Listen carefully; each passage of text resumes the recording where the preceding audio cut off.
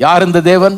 என்னுடைய முன்னோர்களாகிய ஆபிரகாம் ஈசாக்கும் வழிபட்டு வந்த தேவன். இரண்டாவது, நான் பிறந்த நாள் முதற்கொண்டு இந்நாள் வரைக்கும் என்னை ஆதரித்து வந்த தேவன். இங்கிலீஷ்ல ஒரு டிரான்ஸ்லேஷன் சொல்லுது, என்னை போஷித்து வந்த தேவன் அப்படின்னு சொல்லிடுது. மூணாவது, என்னை எல்லா தீமைக்கு நீங்களாக்கி என்னை மீட்ட இந்த தேவன். அந்த தேவன் இவர்களை ஆசீர்வதிப்பாராக. இதுல ரொம்ப அர்த்தத்தோடு சொல்றான் பாருங்க. இதனுடைய அர்த்தம் என்னன்னு விளங்கிக்கணும், ஏன் இப்படி சொன்னான்றதையும் நாம விளங்கிக்கணும். என்னுடைய முன்னோர்களாகிய ஆபிரகாம் ஈசாக்கும் வழிபட்டு வந்த தேவன் அப்படின்றதுல என்ன அர்த்தத்தோட சொல்றான்?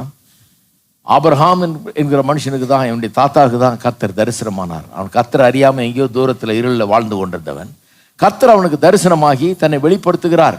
கர்த்தர் அறியாத மனுஷனுக்கு அதையும் எதையும் கும்பிட்டு இருந்தவனுக்கு இந்த ஜீவனுள்ள மெய்யான தேவனை குறித்து ஒரு பெரிய வெளிப்பாடு உண்டாகிறது.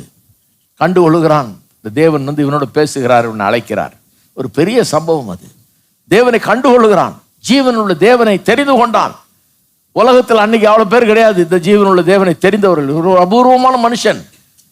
அப்படி தெரிந்து கொண்டான். தெரிந்து கொண்டு அந்த தேவனை தான் தன்னுடைய மகனுக்கும் போதிக்கிறான், தன்னுடைய சந்ததிக்கும் போதிக்கிறான். இவர்கள் எல்லாரும் இந்த தேவனை வழிபட்டு வந்தார்கள்.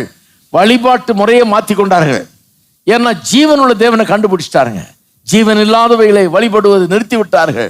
தங்களுடைய பாரம்பரிய பழக்க வழக்கங்களை நிறுத்திட்டாங்க.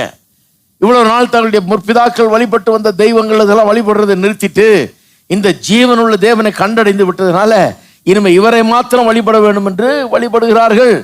ஆபிரகாம் குறித்து வாசிக்கும் போது போற இடத்துலலாம் ஒரு பலிபீடத்தை கட்டுறான்.